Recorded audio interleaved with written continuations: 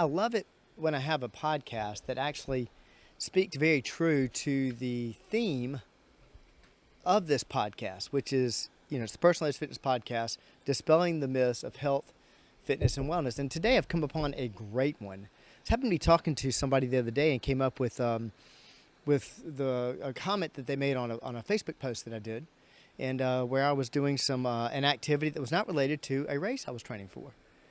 And they asked me, why did I do that?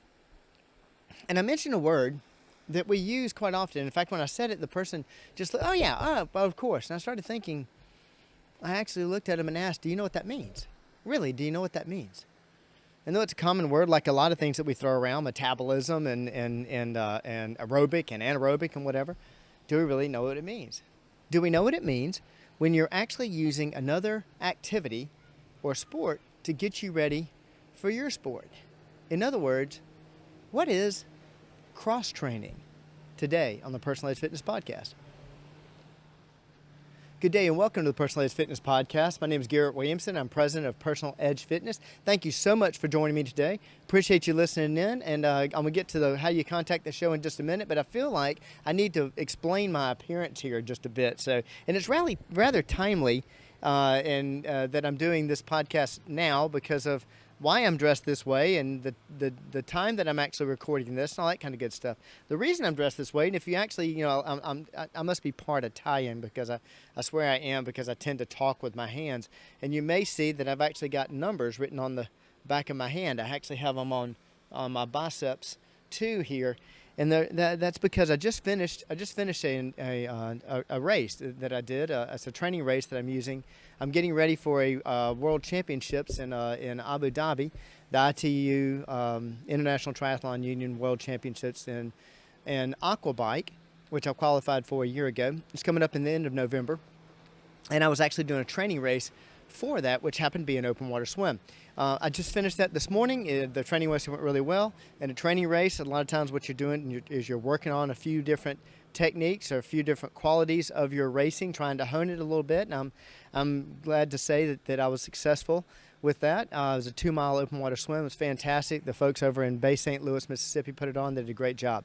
But I'm actually coming straight from that, which is why I'm a bit casual in my Personal Edge Fitness workout t-shirt. So thank you, love, for allowing me to do so, because I really wanted to share this podcast today about cross-training. What it is, why do we do it, what does it mean when we say cross-train?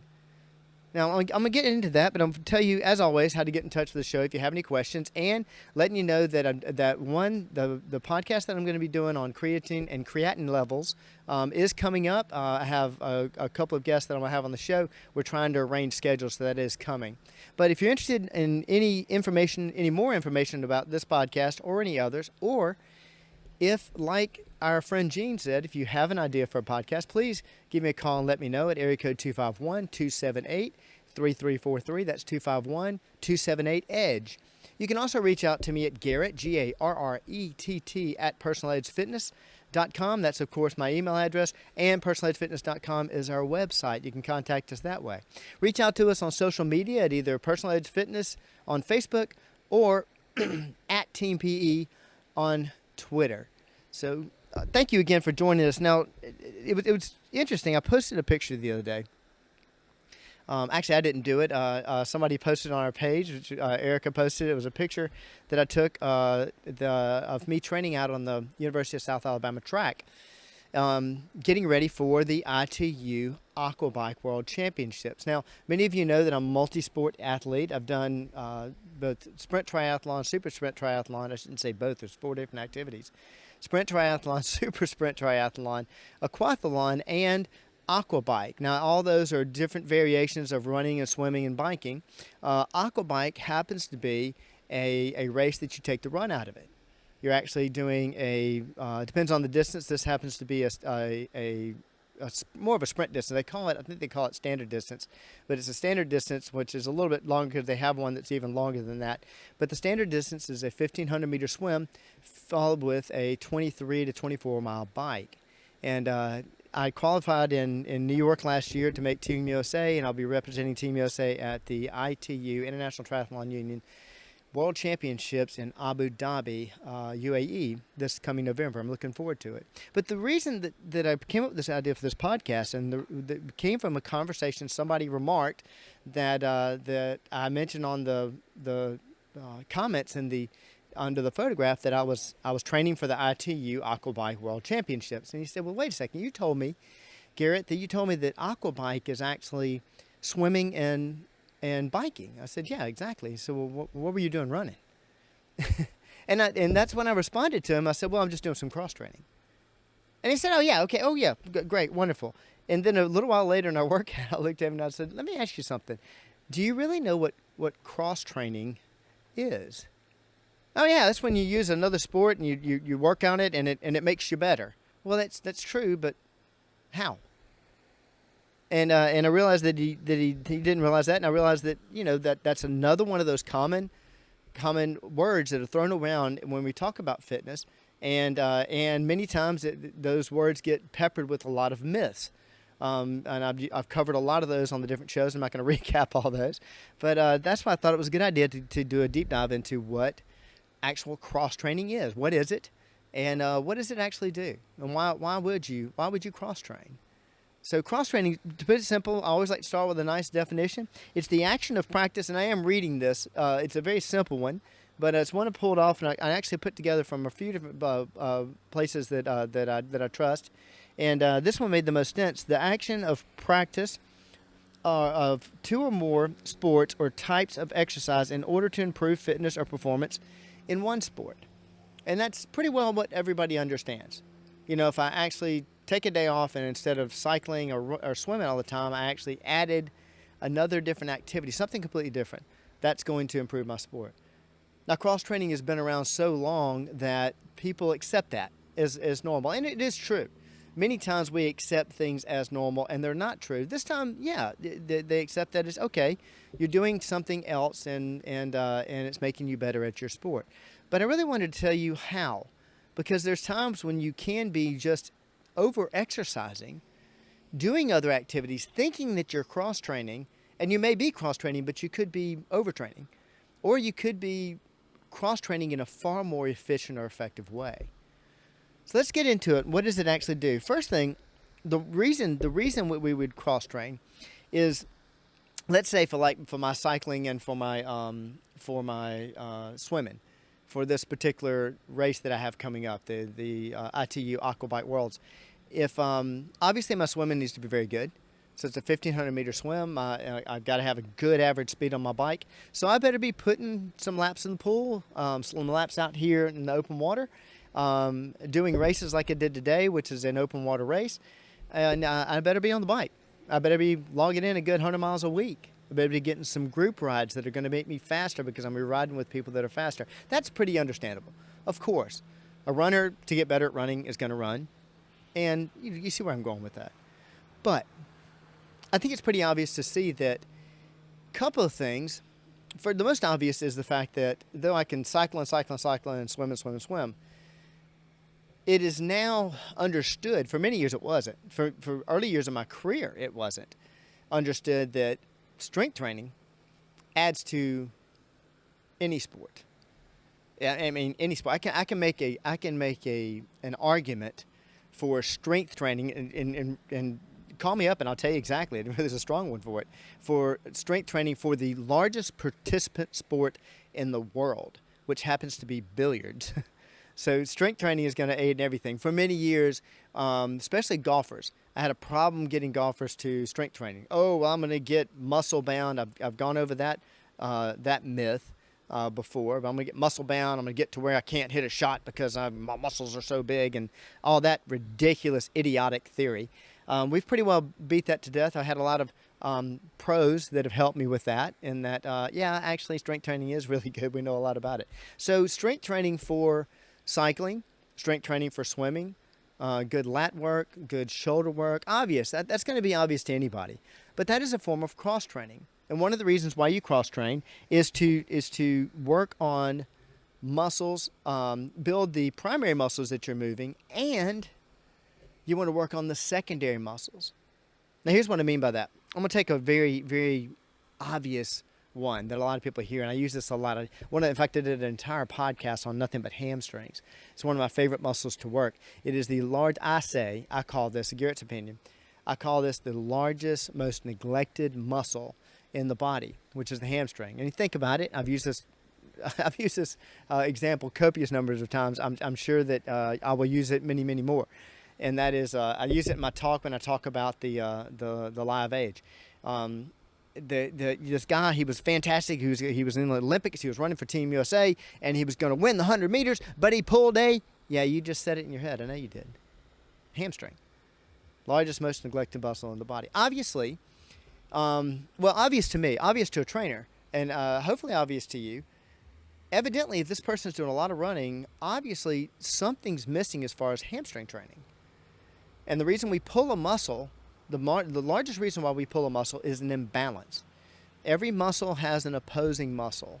So the opposing muscle of the hamstring happens to be the quadriceps. And quadriceps get a lot of work. They get a lot of work walking. They get a lot of work running. Now, don't get me wrong. As I've said many times, running is not strength training for your legs. But what's not getting trained, and we know this for a fact, the hamstring is definitely not trained during running, and we know that's largely neglected. So you want to be a more efficient runner, better runner. Not only are you going to work your quadriceps, but you're also going to work those hamstrings. This is also where hip work comes into play. Now, that's something I use a lot for swimmers, believe it or not. Their inner thighs don't get a whole lot of work in swimming in the pool. And when you're looking at doing 200s, 500s, and the mile swims, what have you, even for my younger athletes, I have quite a few swimmers, their inner thighs get tired. And you want to hold those legs tight together. You want to pretty well almost lock the knee, point the toe, and you're going to use your hip flexor, which is the muscle that if you've ever done sit-ups and you've had somebody hold your feet because your feet will quote-unquote come up, well, actually what's happening there is your hip flexor is being involved in pulling your upper body up. It's part of the muscle. It's a muscle just below the abdominals that also gets involved in that action. And when you actually hold your feet down, you can push with your hip flexor. You're pushing your toes against that person's hand and actually helping you lift yourself up. It happens to be the muscle that controls your knee driving straight up, like if you're going to do high knees or something. Well, in a kick for swimming, that hip flexor is extremely important. If your knee is straight, legs are straight, which they should be, you lose major inefficiency in a freestyle movement if you're bending your knees. You're actually kicking from your hip. So that muscle is very important. You're also keeping those legs locked together. I'm actually doing this, if you're watching on social media, I'm doing this with my fingers. I have my fingers close together. I'm turning them and pointing them at the camera. They're actually spread apart like in a peace sign. If my legs are like this, it's going to be far more inefficient. You're going to create a lot more drag. So you want to keep those legs locked together. Now, if you're in a 25 or 50-yard race, you're probably not going to feel it very much. But once you get the energy burn, the energy decline that you see in a 500, 1,000, or 1,600, everything's going to get tired. And if you're not training those inner thigh muscles, you're going to have your legs going to start to come apart. You're going to start losing some efficiency in your stroke. And that's just one of the many things that we work on through cross training with strength training on different sports. In cycling, it happens to be hips. And so many cyclists have problems with hips. So many runners have problems with hips. So many humans have problems with hips. But doing adductor, abductor work, adductor is when you're actually doing an inner thigh work. Abductor, A-B-D-U-C-T-O-R. Abductor is when you're actually pushing your legs out, that sideways movement, that medial glute. That there's a lot of involvement. I'm sorry about the bounce in here. I have this on a board here, and it's kind of probably driving my producer nuts.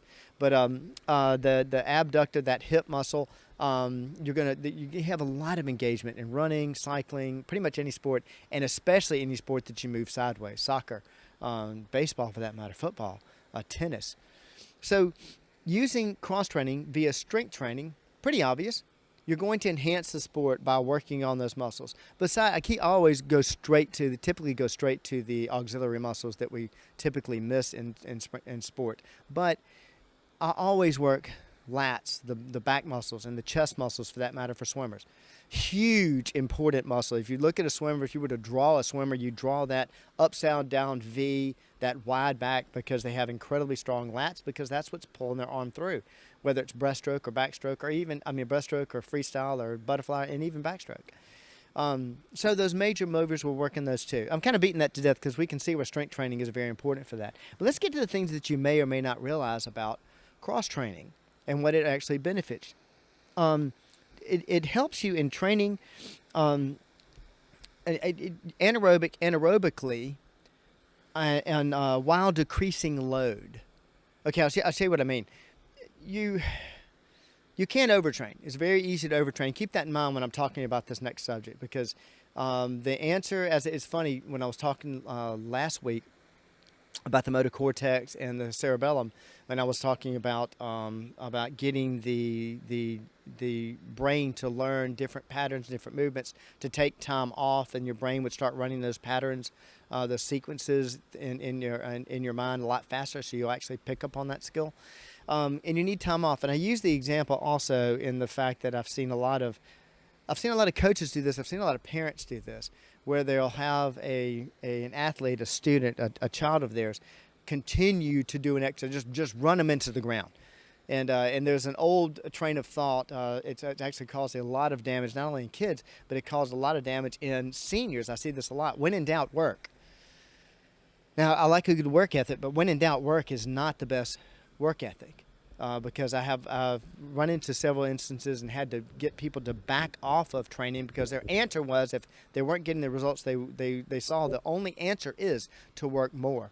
So you want to take time off, even if you're doing like I'm doing. I'm training for this big event, and I'm doing many days. I'm doing 2 a days, most days of the week, but I've got to recover. I've got to recover. I've got to have a day off. I have a day off during the week to recover. We do that with all of our athletes. But also, I can do what we call active recovery. In other words, I can use running.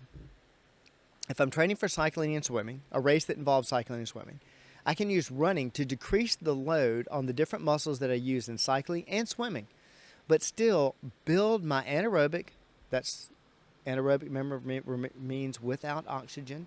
That capacity and that ability of your body to sprint, recover, sprint, recover, sprint, recover. That's our anaerobic capacity. And at the same time, build my aerobic capacity. That's with oxygen. That's what we usually refer to as endurance, where you can go and go and go and go at about 75% of your heart rate, but you can breathe just fine, keep your heart rate low. You can build those things through cross-training and still allow what we call active recovery on the muscles for like the back muscles, shoulder muscles, chest muscles, what have you, that I do in swimming. And even some of the leg muscles that when I'm using in cycling, because I'm not using them in the same way. And so it's a way of maintaining your training but allowing your muscles to recover. Still need that day off, don't get me wrong. But that active recovery is another reason to cross-train. At the same time, there's another part of this.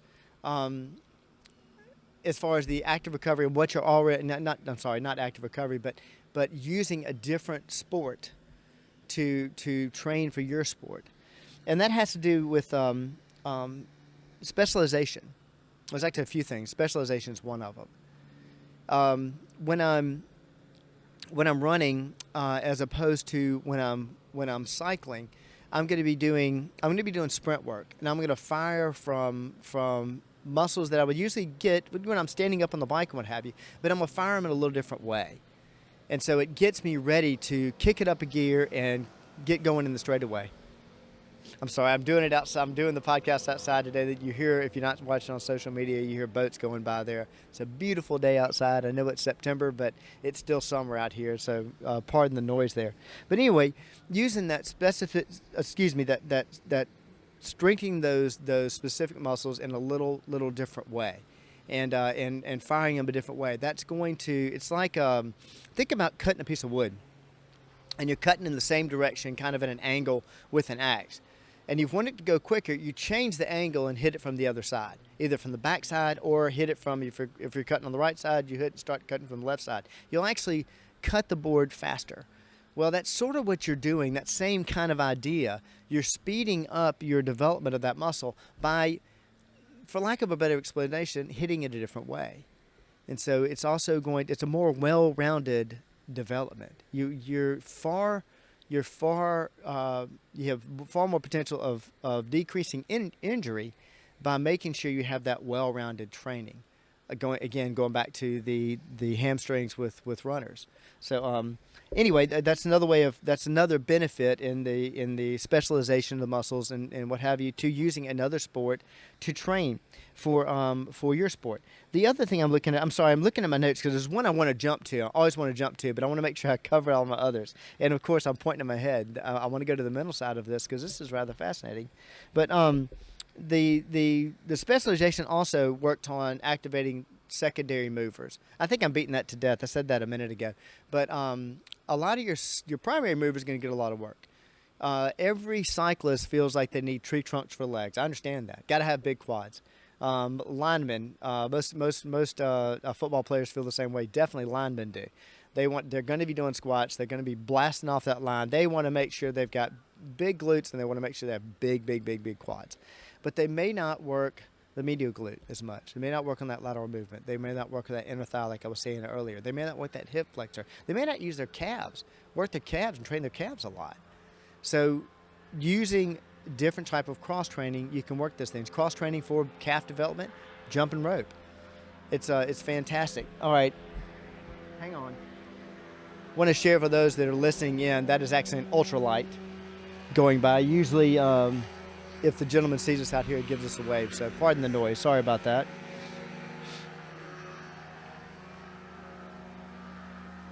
Definitely don't want to stop that activity. You can tell that gentleman is definitely living his level of wellness. But anyway, excuse me, those secondary muscles get missed quite a bit, and they're also the ones that you can injure so simply, and it will sideline you.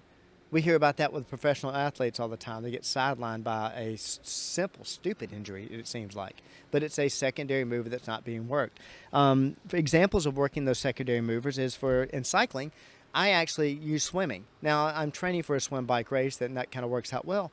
But for cycling, I use swimming. Why? Because I want to keep my back strength. I want to keep my back strength up. I use a lot of resistance training for lower back, but when you're swimming and you're holding yourself in that flat position, you're actually working your lower back. It's fantastic when you're bent over on the bike and you're on it for a good hour and you're in TT bars and your elbows are down, you're leaning over in that hunchback position. It's fantastic work on lower back to do swimming. Now, the point that I want to get to, though, and I'll sum up with about cross-training is something extremely important, is, of course, the mental part of it. The mental part of it. But one of the most obvious things is something I saw a lot with runners when I was growing up. Now I see it with every sport. I mean, I saw it, a ton of gymnasts that I work with. I saw this, and that was they were doing gymnastics every single day. Runners that were phenomenal runners in the 8th grade that were burned out by the time they got to be a senior year. And that's what we're talking about, burnout. The same thing over and over and over and over again. I couldn't believe it. There was a gymnast that I worked with. She was national champion with the Georgia gymnastics team, and we worked in a gym together in Commerce, Georgia, and we were talking about doing tumbling, which I love doing. I loved hitting the floor and throwing all kinds of neat tricks, and she could way outdo me. She would come out of the floor and set a chair out there. She had no desire to ever tumble again, at that time at least. And it didn't make any sense to me. Well, Lord, she'd been doing it since she was 4 years old. She'd been training for some days 7-8 hours a day. So yeah, she was completely sick of it. And changing gears, having your day that you look forward to, that you're going to go running. I actually look forward to my running right now. When I start training for the aquathlon, which is a run, swim, run event in April, I may change my mind and be looking forward to getting back on my bike. But when you're doing that same thing over and over again, you want to still train. You feel like you're going to fall behind if you don't, but your brain wants something different. And you start looking forward to those days when you can go and do your cross training. The other side of it happens to be with motor cortex and cerebellum development. Now, if you heard my podcast last week, you found out how important the motor cortex is. We talk a lot about cerebellum when I talk about balance, but developing that motor cortex is extremely important. And without getting into, there's done studies on this. It's fascinating. And I could bore you to tears with it. I don't want to do that. But it's a very simple thing to understand. Again, go back to that chopping wood, changing direction, working a muscle a different way. Your brain's the same way. It's almost like saying, okay, you're working on multiplication, you can't quite get it, then you switch over to division. Come at it a different way. And that's what's happening with your brain when you're working on dexterity and agility and balance and efficiency of movement. That's all controlled. They're initiated by the motor cortex, and it's controlled by the cerebellum. Well, doing cross training, working that muscle in a different way, is going to train that motor cortex a different way. It's going to train that cerebellum a different way, and you're going to develop those neural pathways far faster, far faster. Now, I hope I haven't bored you to tears, but I want to go over the simple concept of cross training and actually what is it. Now, if you need some help in putting that together, you can cross train for any sport, and I guarantee you, if done effectively, done the right way, I shouldn't say effectively, done the right way, I should say, it is going to be effective. You're going to be a far more efficient athlete. You're going to be a far more efficient whatever you're working on. It's going to come a lot faster. If you need help putting that together, please contact us, and we'd love to help you lay out a plan, lay out a protocol for cross-training for your particular activity. You can reach us at area code 251-278-3343. That's 251-278-EDGE. You can also reach me at Garrett, Garrett, at personaledgefitness.com, which, of course, is our website and our Facebook page. If you prefer, hit me up on Twitter at Team PE. However you want to contact us, however we can help you develop your own type of cross training for whatever activity you're working on. It's just one more way we help you reach your level of wellness. Thank you so much for joining me today. I'll see you next week.